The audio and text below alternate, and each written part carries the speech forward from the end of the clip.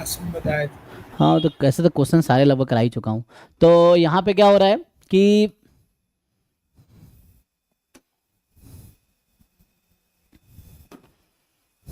है ना, live class या डाउट क्लास में ऑलमोस्ट सारे क्वेश्चन हो ही चुके हैं, रेयरली कोई क्वेश्चन बचा होगा, बहुत कम बचे होंगे।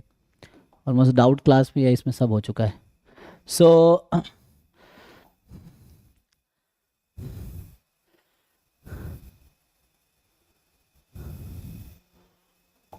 देखो भाई, तो यहाँ पे क्या है कि कह रहा है x1 x2 x10 be a random sample from normal zero sigma square.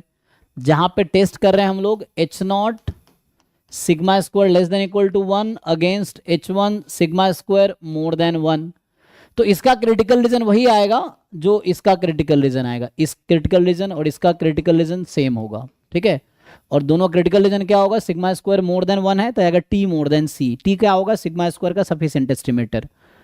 तो अच्छा दे ही रखा है ऐसे तो, लेकिन summation X I square sufficient estimator आएगा सिग्मा स्क्वायर का। तो बोल रहा है कि टेस्ट ऑफ साइज, तो हमें इसकी मतलब नहीं, हमें जब क्रिटिकल रीजन दे दिया तो हमें इससे कोई मतलब नहीं है, रहने दो। तो यहाँ पे क्या है कि हमें बता रखा है reject H not if summation X I square I from 1 to 10 that is more than 18.307। तो beta is the power of the test at sigma square is 2। तो बीटा है पावर। सो पावर का फॉर्मूला क्या होता है, probability of rejecting H not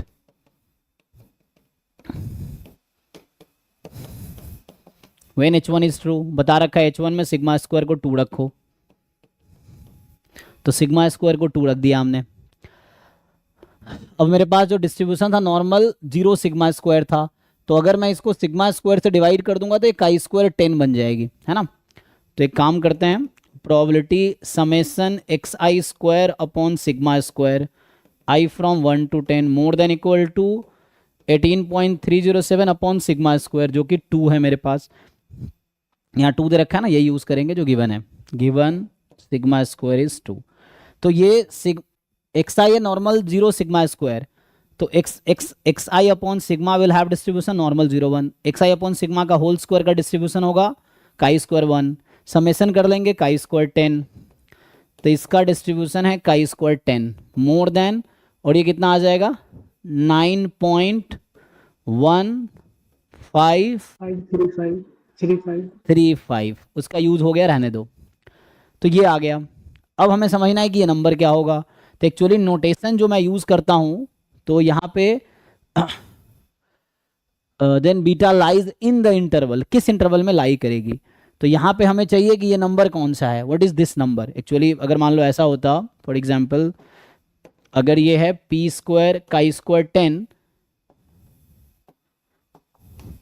more than chi square 10 comma alpha, तो according to notation chi square random variable की probability इससे ज़्यादा होने की प्रोबेबिलिटी कितनी होगी, अल्फा होगी, यही होती है ना। सो ये है, तो ये अल्फा होनी है प्रोबेबिलिटी इसकी। बट वो अल्फा क्या है, क्वेश्चन में दिया है क्या, तो हमें ये ढूंढना है कि ये वैल्यू काई स्क्वायर 10 में किस अल्फा के लिए होगा, ठीक है।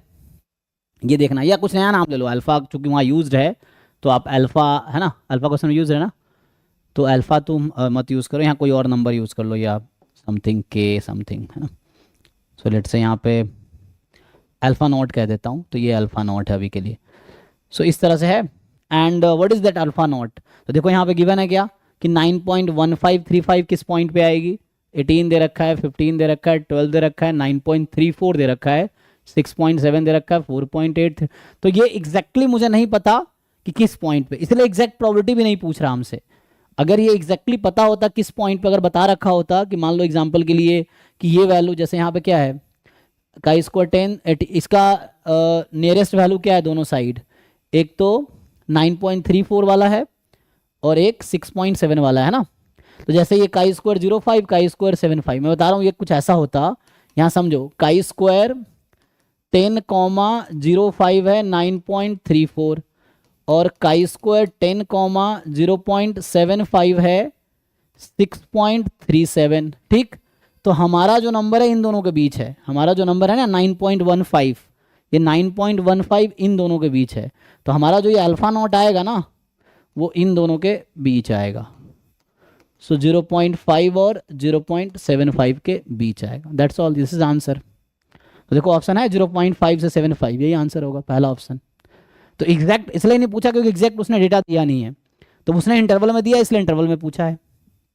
तो हमने क्या देखा, 9.15 का क्लोजेस्ट वैल्यू क्या है दोनों साइड, तो 9.1 का 9.15 का जस्ट लार्जर 9.34 वाला है, और इससे जस्ट छोटा 6.7 वाला है। तो ये हो गया। अब तो ये 0.5 पे है और 0.7 पे है, तो हमारा तो इस बीच में लाई करता है, तो इसका मतलब यहाँ भी बीच में लाई करेगा, क्योंकि अगर तुम काई स्क्वायर का अगर वो बनाओगे तो वैसे ही समझ आएगा तुम्हें, है ना, कि अगर इधर प्रोबेबिलिटी 0.5 है, इधर 0.75 है, तो बीच में 0.6 समथिंग आएगा, तो ऐसा है। तो यहाँ पे है 9.34, यहाँ पे है 6.37, तो हमारा इस बीच में कहीं आएगा 9.15। तो ये 50 प्रोबेबिलिटी है, 50%, ये 75%, तो बीच में होगा कुछ 60% के आसपास हमारा। ठीक है, तो इसी के साथ स्टॉप करते हैं और आप सॉल्व करके आइए पूरा पेपर। अभी हमने 30 क्वेश्चन में जो भी आप लोगों का डाउट है वो डिस्कस किया है, बाकी 30 क्वेश्चन कल सेम टाइम पे डिस्कस होगा। तो अभी जब तक पूरा पेपर सॉल्व कर लो, डेली एक एक मॉक टेस्ट तुम लोग देते रहो, एक एक मॉक टेस्ट अटेम्प्ट करो, और ये PYQ 24 वाला ढंग से 2-3 बार सॉल्व कर लो, और जो डाउट होगा कल फिर डिस्कस करो। 1 to 30 में डाउट होगा वो फिर से पूछ सकते हो, कोई दिक्कत नहीं। तो कल भी 2024 का ही पेपर डिस्कशन होगा। Thank you.